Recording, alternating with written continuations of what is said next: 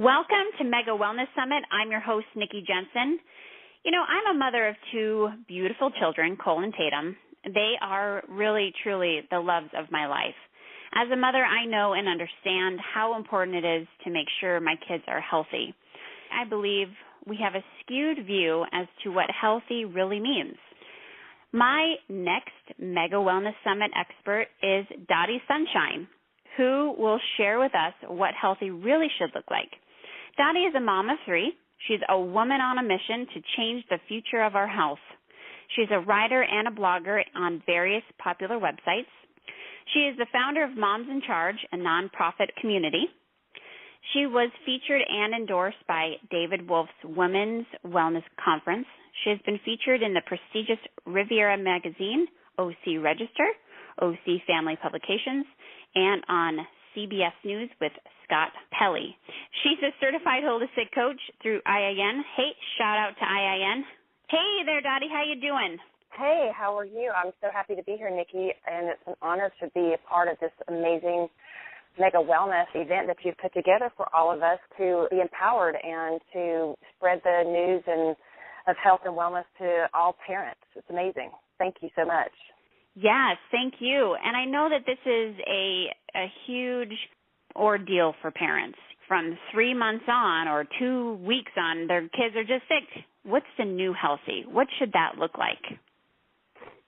Well, I love that you brought that up because that is exactly what the most perfect place to start. You have to define what healthy really is. And for me, I mean, I'm also a nurse, and I've been a nurse for about 15 years, and you know, we all are trying to do right things for our children, and we want them to be healthy. But, you know, for me, when I started out having children, my kids were sick all the time. And, you know, they get the normal colds, and then my son started with breathing treatments, antibiotics, and steroids, and we started kind of going down this cycle. And the whole idea of what healthy was for me was kind of very cloudy at that point. And a few years into this sick cycle, I would call it, you know, I wound up telling my husband, I said, you know, we really have to make some major changes. I've been working with a holistic practitioner who was trying to help me to transition to actually see what healthy was.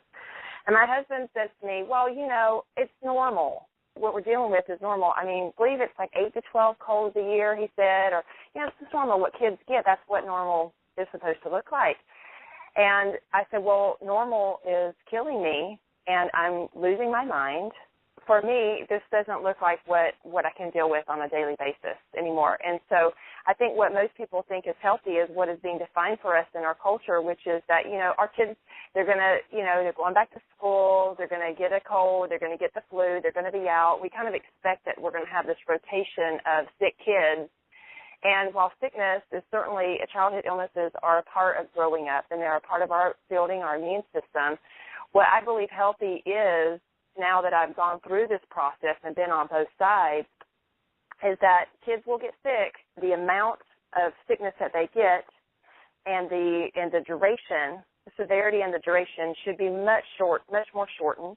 The children should have healthy vibrancy in their eyes. They should be fully engaged in their mind with what they're doing. They should be active. And without being sick on the cycle that we see our children on, without the food allergies and asthma and a revolving door to your pediatrician, I think that that's what we've kind of got in our society, a culture of people of going, oh, my gosh, my kid is sick. That's normal. Now I'm going to run to the doctor. He's going to maybe give me an antibiotic, or I'm going to get some type of drug. And you just go on this cycle, and before you know it, many people wind up like I was, going through this process of chasing symptoms and never really breaking through to true vibrancy, which is where my kids are now, thankfully, 4 years later, and what I'm trying to share with other moms who are wanting to start on the journey and really are sick and tired of their kids and themselves being sick and tired. You know, once you have the tools, first of all, building their immune system to be able to be ready for whatever something does come along, knowing what to do when a symptom first happens, and then supporting their body's own process to heal itself. You know, it shouldn't take that long for the body to recover because the body is designed to send all the messengers and the white blood cells and the fighters, all these things to this area to get well. It shouldn't be this thing where it's lingering on for weeks and months or whatever. These kids get so sick. I mean, and that's what I was dealing with, and I think that most people seem to think that that's okay. And what I want to do with sharing with your listeners and with, you know, people in Moms in Charge is that we can create a new normal. Mm-hmm. And that's what I'm hoping through our community that we'll be able to do is for people to become conscious, to question and go, oh, this is not the way it should have to be forever, and we can actually have kids that aren't sick all the time, and if they do get sick, it won't be as severe and it won't be as long. And that's what I think healthy should look like. Now, you just mentioned Moms in Charge, and I had introduced that. But can you explain what exactly is Moms in Charge? Sure.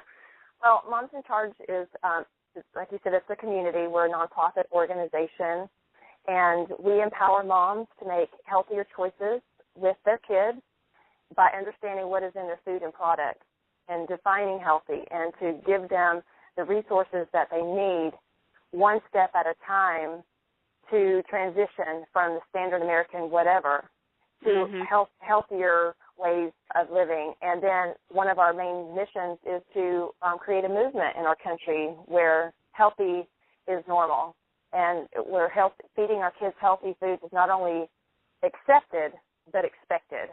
That should be the standard. It should be, that's the way we feel that it should be for our kids. Our kids deserve that.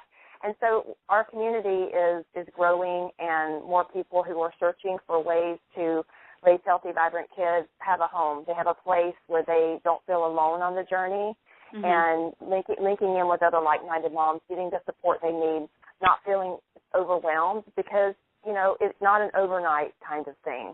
This is when you're trying to navigate this whole thing, when you've been involved in the standard American way of life and how we've been conditioned through the media, through our paradigms, breaking out of those into a healthier place where we're decreasing the amount of toxins, which is the key to this whole thing, decreasing the toxin load on our children's bodies. That can be a little bit tricky. And so I think this is where most moms go, too overwhelming, I don't know what to do, I don't know where to start. And so Moms in Charge is the place where people can kind of just take a deep breath and say, okay, I found a community, you know, here's some things I know I need to address, these main areas, and maybe I can do one thing today or one thing this week. Because before you know it, if you keep making, you know, one step at a time with grace and no judgment, that's the key, celebrating each moment, before you know it, you'll just be amazed, and you'll look back and you go, wow, my kids aren't sick as much. I know what to do if they do get sick. We're making healthier choices, and you get so excited by seeing the result in your own health, in your own kids, and it becomes a rewarding journey instead of like this drudgery of it's just one more thing to do. And that's the way we don't want people to feel that way. We want it to be a joyful journey and an exciting journey to learn these things and to begin to implement things that are health promoting. So that's what we're up to with Moms in Charge. Now, when you sign up to be a member, does it cost anything? Actually, we are just opening up our memberships now to be completely free.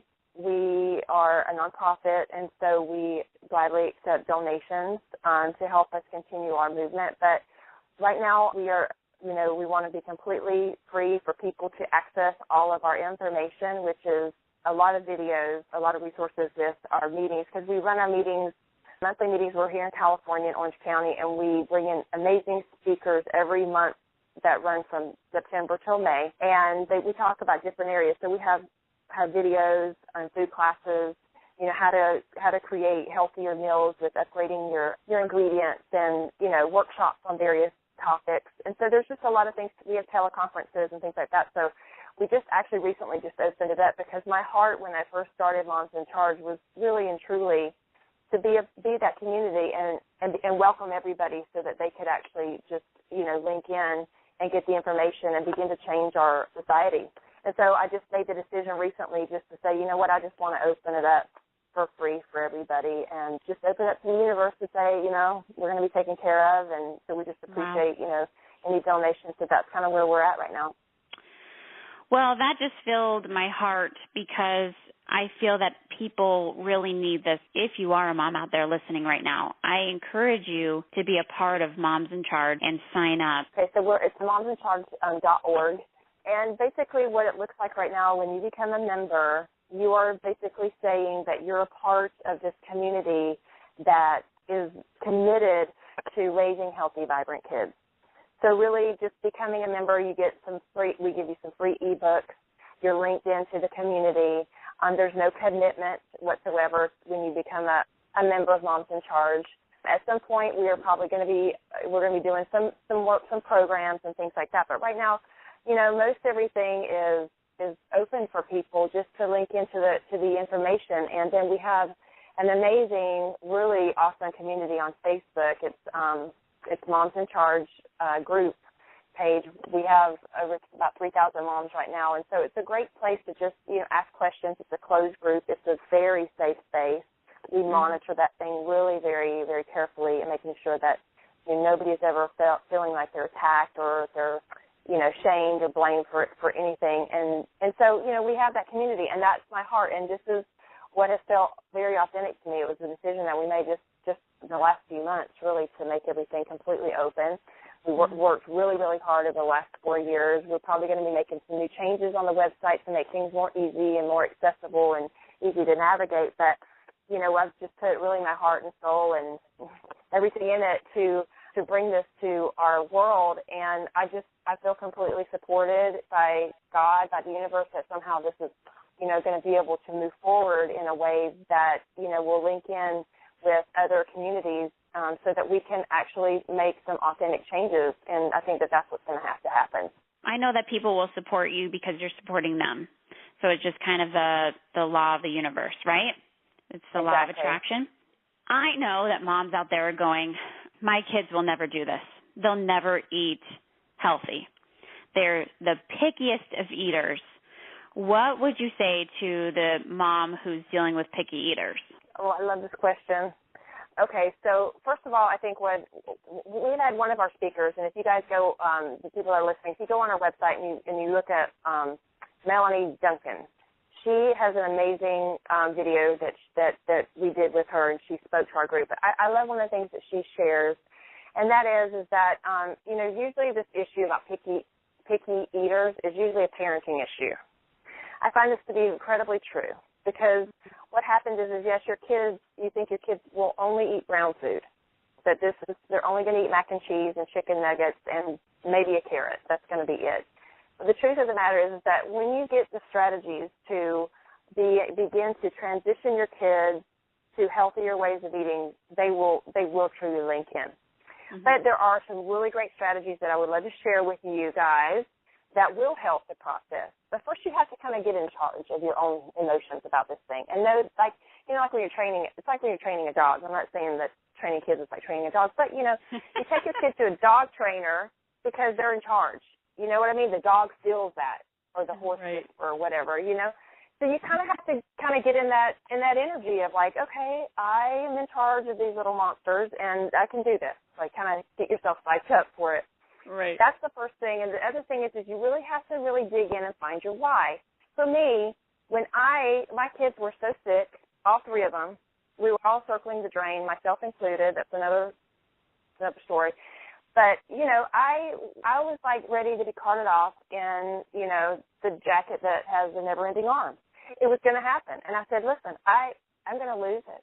And so I think you guys would rather have me around. So you're going to have to link in with this new program, So I had a real strong why that, we needed to get healthy because things were going really bad. And so if you get sick enough and your kids are sick enough, you're going to be able to make those changes.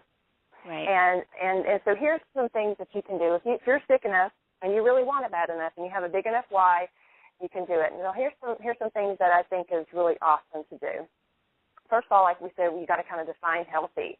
And know that what we're dealing with here is we're talking about toxins in our food, toxins and the things that we're putting in our bodies.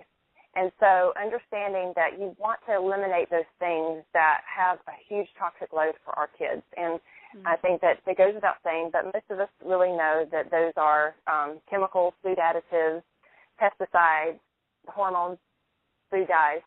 Those things that are in a lot of processed food, those are huge.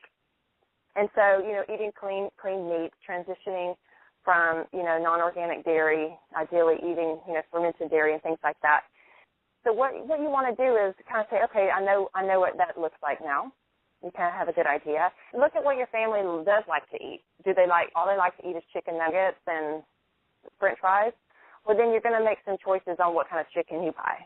So you're going to upgrade the chicken. And so now you're going to get free-range, air-chilled chicken, and you're going to make your own chicken nuggets, or you're going to buy some that have higher quality ingredients, not fake stuff that have hormones. And then change your fries, make your own with sweet potato fries.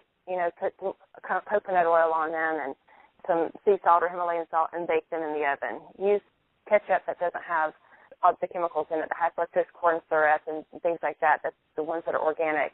So just beginning to upgrade those things. So that's something to think about. But what I like to do is, first of all, you have to include your kids. This is a good one. So include your kids in the process of why. You have to. Nobody's going to do anything really and be involved in it if you don't really include them in understanding the fundamental reason, that compelling reason for them why they would make those changes. And you can do this. Even the little kids you can do this with. But, Michelle Obama was great when she was trying to make the changes for the schools, and they implemented them. But I think that they missed the fundamental step, which was really engaging that first step of education and really getting the kids excited about why they would choose this over that. Mm-hmm. And what we need to do is show them what's in it for them. Do they want to do better in sports?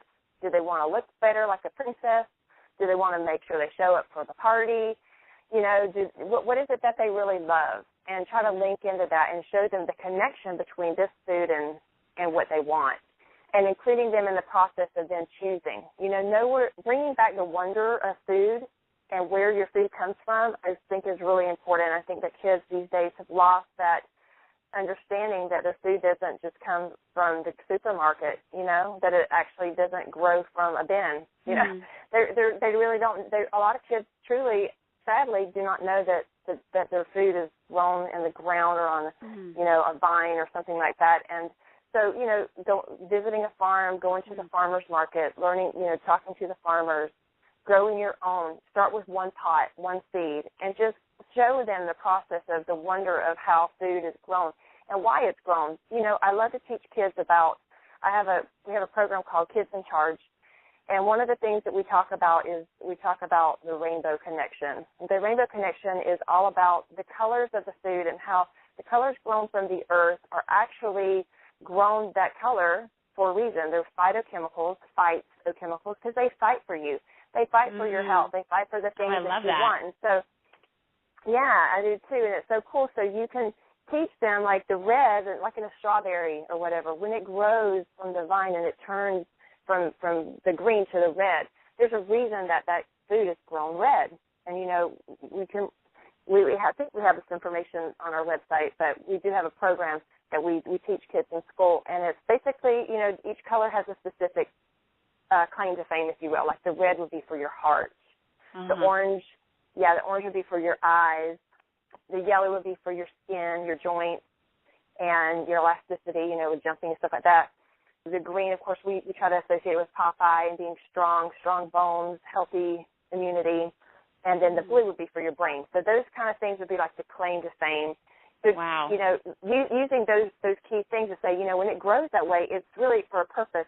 And then showing them that. And then what we love to show them is then using that into how can you get all of those at once in your body. And so we show them in a smoothie. So, hiding food, and some kids are just, they can't deal with the color green. It's actually, I've heard, it's not just because they're just being defiant. There's an actual issue with the color green and the psychological proponent to children for some reason. I've read that. And so I've heard that too. I heard that from Dr. Oz, actually. Well, some kids will be okay with it if you teach them in this way. And so what I've done was, I showed them that you can use, we have the recipe for our rainbow smoothie on our website. You can go and find it. We just put all the colors of the rainbow in there, including the green, and we mix it up, and it's delicious, and, of course, they all love it. And that's a really great way. So, putting things that are healthy and nutrient-dense, which is what is a main thing with when you're making these transitions and figuring out what to do. You want to think about decreasing the toxins.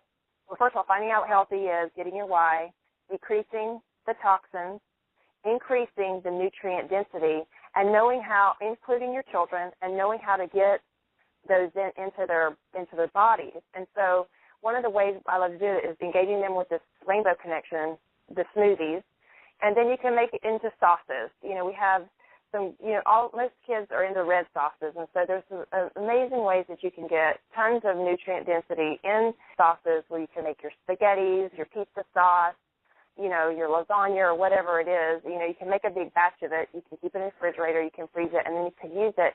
And they don't really know that all this extra stuff is in there. Now, if you have some kids that you want to engage in that process to show them that it tastes really good and they're going to be okay with that, then include them in it. But some kids, you do have to trick them, unfortunately, in some ways, but still engage them in the process somehow. Engage them in making the food with you, washing the lettuce, washing the whatever it is, and being a part of stirring the pot, something that's going to help them to feel like it gives them a little bit of an ownership in the process, whether it's going to the store, the farmer's market, washing, cutting, stirring, setting the table, mixing, doing something like that. So including them in the process is amazing. Now, I want to say a disclaimer with that. The parents and the moms, because I'm a mom, I have 3 kids, will say, okay, that just is like too much trouble because we're busy. We're in a hurry. Maybe you're a working mom, or you just don't have much time, or you have a new baby, and it's just too crazy. So what I suggest is just try to do that one day a week, this whole process of trying to include them. Don't overwhelm yourself with thinking I have to do this with every meal or every single day. I mean, it's one meal, just one thing, and see how it goes. And then just try to implement it a little bit here and there. And I think that you'll see that you'll be able to get the kids to kind of link in more with this process. And then, Nikki, I think that what's really important, too, is that the moms, you don't have to run in and say, okay, we're going to, clean out the pantry and completely change everything. Most people have, 5 main meals that they fix for their families. It's usually rotation of things that we, whether it's spaghetti and a chicken dish or a fish dish or tacos or whatever it is that we do as the typical American society family. And I don't mean to stereotype, but I'm saying in general, it doesn't matter, even in your whatever culture you are, you usually have 5 different things that you rotate through. So find what those things are, what your kids really do love, and just like I said before, upgrade the ingredients, upgrade your vices. If your kids, really love ice cream, well, perhaps you should look at the situation with dairy could be contributing to why your kids are getting more sick, because what we do know is that dairy is very mucus-producing, and our children are already very mucousy. They have to be mucousy. That's what helps their bones to grow. That's what helps their joints to grow. So they're already on a hyper-productive mucus program anyways, and then we add to it foods like dairy, fried foods, other things that are inflammatory and things like that, and it stimulates this process, and then the kids wind up getting junked up, and they get more ear infections, they get more colds, they get more things like that. So you say, well, my kids love ice cream, and you just can't go cold turkey because you can't deal with it. Well, I get that. So try to transition to a healthier way, and there's some great options with coconut ice cream, coconut milk ice cream. You can find some organic ones that have really good flavors. And honestly, my son, who was on breathing treatment 3 times a day on the steroid antibiotic program and loved ice cream more than he loved me, and he loved me a lot, but truly he was an ice cream freak, but he also had a runny nose constantly and was always sick. And so I was very stressed out about what to do for my son because I knew how much it meant to him. How am I going to take this away from him? You know what I'm saying. You probably have a kid who just loves one thing. Oh, yeah. So I was so thrilled to find the coconut ice cream that had healthier ingredients that were much cleaner, less mucus producing for him, and he was able to love it, transitioned him into it, if that means for you that you're going to have to do like half and half, I mean, it could be that, you might have to decrease the amount of this and increase the amount of that to get the kids on board with something. But if your kid has a true situation where they're sick, sometimes you're just going to have to go cold turkey and bite the bullet, and they'll adapt to it. There's two ways around it, but you got to figure out what's going to work for you and what you're dealing with your health of your children, and know what's going to work for your own family. It's an individual issue, but these are some really good tips for the families to begin to link into. Absolutely. And looking at symptoms as well, are the kids more mucusy? Maybe you should start to take out dairy like you said. And then, whatever the kids' symptoms may be could be associated to a food allergy. It's really taking a look at their symptoms, like you're saying, and then subtracting the source. What could be the source? What could be adding to their sickness? Right, because there's a whole host of things that, it could be if your kids are getting sick all the time. There's a lot of things to look at. That one of the things that I think that's just like basic thing is just kind of taking an inventory of what it is that you're giving them on a consistent basis.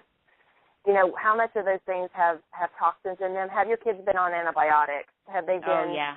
Has that been a part of their life? And if it has, then you need to really think this thing through about, of course, with our gut and how there's a huge connection between our gut and our health. We know that 70 to 80% of our immune system is in and around our gut. And therefore, if we're not taking care of that and supporting our probiotics, which is the 4 life biotics that are in our body, because we're more bacteria than we are cells by a long shot. And so supporting those good bacteria and getting that balance back is going to be critical for that. That's going to be a part of the process. The basic thing would be just to really understand some basic issues with how to get healthy back on board.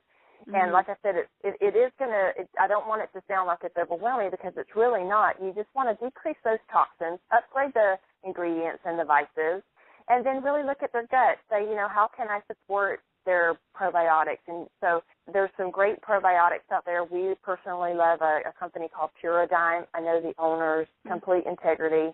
We use those. I've got the information on my website about that particular company. I'm sure there's other great companies out there. Fermented foods are going to be a huge healer for your children's immune system and keeping them healthy and defying the sick odds that are going around. If you really want to defy the sick odds, you're going to have to think about really getting those fermented foods in your kids. And you're going to say, well, my kids will never eat that. Well, they might not, but you can sneak it in their foods. You can sneak some sauerkraut actually in some of the smoothies. If you believe it or not, it's true. You can actually get some of that in there. Some of the juice you can put in some of the sauces after it's cooked. You can put it in there. They won't know it. And then what I do on a daily basis with my children is I give them fermented coconut water.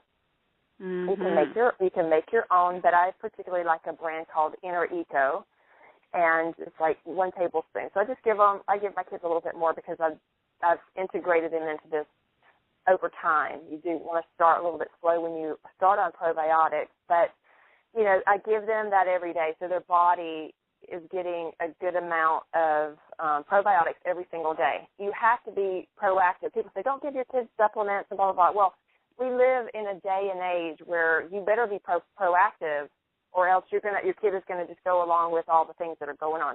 I feel personally, at least for me, because I know where we started from, so we have to be really vigilant. If your kids are never sick, I wouldn't be that concerned about it. Just be mindful and be vigilant. But if your kids are sick all the time and you're trying to get healthy, you're going to want to make sure that they're getting fermented foods, and you want to heal their gut, and you want to make sure that you're decreasing their toxins. With diet is huge. We also need to kind of look at their skin, what you're putting on their skin, because that's the biggest organ of the body. Read the labels, understand what it is that you're putting on them. They don't really need a whole lot of stuff on their body. Coconut oil is fine, maybe some essential oils, and, find some good non-toxic things to wash their hair with. They don't need to have a bath every day. They don't need to have a bath like all the time. It's actually, they find that it's not that healthy for kids to be bathed and bathed and bathed like we do. And so just kind of be mindful of that. Keep the natural flora of their skin intact instead of breaking it down, especially with the water a lot of times that we unfortunately have if we don't have a water filter and stuff like that.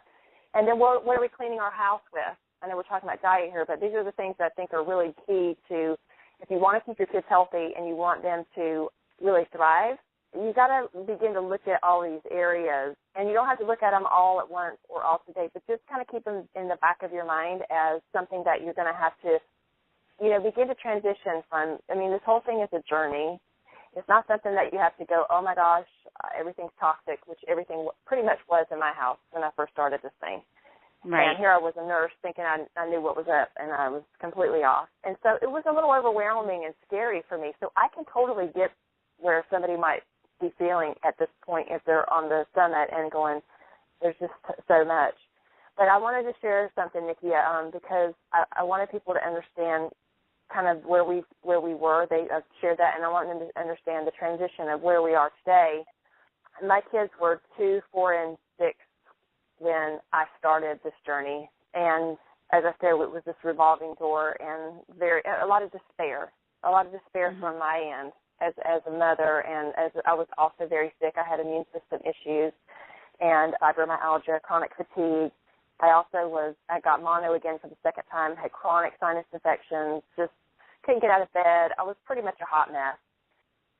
Going from that place where I was then to where I am now, this past year, 2014, I was holding my breath at the end of the year because I realized that my kids hadn't gotten sick all year, beyond just like maybe the first symptom or two, and then knocking it out within 12 hours or less, or maybe a day. I don't even know if it went on that much. But when January 1st, 2015 hit, I was like dancing, like literally so excited, because I realized I was almost overwhelmed with gratitude and tears, and I'm like, wow, look at how far we've come. It does work. Like this, I know it's been a pain. It's not easy. It hasn't always been the easiest road, but it was sure a lot easier than the road I was on. Right. And yes, you can. Yes, it is an effort to begin to learn these things. It is an effort to make the changes. It is an effort to change your products or your ingredients. But either you're going to be making the effort to get your kids healthy, or you're going to be making the effort to make them healthy. You have to be committed. Like I said, but going back to the first point we were talking about, Nikki, is you really have to get sick enough. And doesn't mean you have to be physically sick enough. Some people, they need to get physically sick. That usually is when people are willing to make the change. Right. But you can be sick enough just like in general, of like you don't, just in general, you don't want to have this happen. You see what's going on in our culture and you go, no. Usually I find that the most compelling reasons that people have to really make a change and stick with it is when they've had something significant happen to them. Right. Or they've just gone to the bottom and they just need to really make that commitment, because it's a lifestyle for us. It's not a diet. It's not something that's a fad or whatever. Like, people say, well, what do you do with birthday parties? And, we just had Valentine's, the parties at the school. Well, we bring our own stuff, or I volunteer to bring stuff in. And my kids, after, especially, it takes a while. Now, it's not going to happen overnight, because, believe me, I've got stories about how when we first started, and I had really drawn the line, and I'm like, for me, it wasn't an option. It was like I wanted to treat it like it was a peanut allergy and they were going to die of anaphylaxis. That's how serious I was about it. For me, that was what I had to do to work. We needed to clean up our act. And so for us at the beginning, it was hard to make those changes somewhat, because the kids, even though they were little, they were very much entrenched in this whole way of eating, the type of foods we ate. They had their favorites, and they wanted to just be like everybody else and eat what everybody else ate at the parties.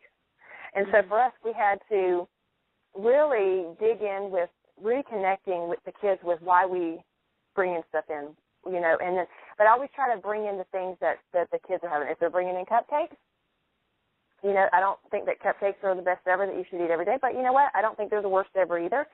And you can bring in the healthier version that tastes really good. And so that's what we did. So whenever the kids are having a party or an outing, I know what they're bringing.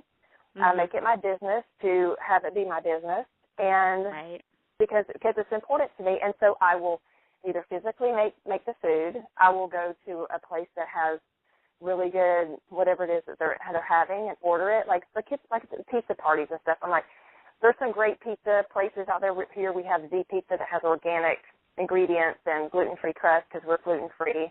And I just bring it, and they love it. They want something that's not, mom didn't make it all the time, just linking in with that so you don't embarrass them to death. And you know what? It's become like we're the cool people now. Before we were not so cool, And now I bring this stuff in, and it's been 4 years of this, of really, like, being on this, like, yeah, no. And like today I brought in the pizza, and all the kids were like, hey, I made cookies. I made organic, gluten-free chocolate chip cookies, which we have a fantastic recipe on our website for that. And it's actually, it could be not terrible for you. It actually can be health promoting, some good cacao and, some grass-fed butter and, like, some organic flour or whatever. I mean, gluten-free flour. I mean, there's some things that you don't have to get so stressed out about to go, this is terrible, we're taking away all their fun. No, you're not. We upgrade their vices, make healthy changes, and empower the kids. I have to say this too. Okay, so one of the things that I've had to think this through about Nikki was, because I did have resistance with my children at first, obviously, because they were, like, freaked out that we were, like, the exact same when they went to a party or whatever. And it's been a really good opportunity for me to sit down with my children and use this as a platform for their future of, you know what, I realize that everybody else is not doing that, but not everybody else understands why they shouldn't do this for their own health. Do you see that little Johnny always is sick? Do you see that little Susie has eczema? Do you see that so-and-so is on breathing treatments? Like, perhaps their mom or dad just doesn't know yet, and we know, and now we have to be responsible. And one day, you're going to, and I tell my older daughter this because she's 9 now, I say, one day you're going to have to make those choices for yourself on things that are beyond food. They're going to be what everybody else is doing, X, Y, and Z. And hopefully through these years, you can get the strength that you need to be okay to say no when everybody else is saying yes. Right. And you can do that. And so it's a really, I feel like it's in our parenting and our training our kids, we can use these different challenges as a positive to train them for inner strength. And I feel like that's been a byproduct of our journey. And so I love to share that with parents to say it's not easy. It's not always going to be easy, but I promise you it's rewarding. And you can use it at the time to help with, you link in with your kids and connect with them, So it's really beautiful. Dotty Sunshine, you are just amazing. You are sunshine. You are exactly that. And I appreciate you so much for sharing your tips, and now you have an answer for them. I appreciate your time more than anything, and we'll be in touch. And for moms, make sure you check out Dotty Sunshine's momsincharge.org. I'll say that again, momsincharge.org. There's videos, there's resources, there's events. Tune in and check it out. You'll be happy that you did. Thank you, Miss Dotty. I appreciate it. Thank you. If anybody wants to email me directly, they can email me at Dotty, D-O-T-T-Y, at momsincharge.org as well, and be happy to answer any questions possible or at least, point you in the right direction. So thank you so much for having me, Nikki. I'm so excited for this summit and for all of you, your listeners, and their journey that they're on. I'm just going to send them blessing, love, and grace. Keep moving forward.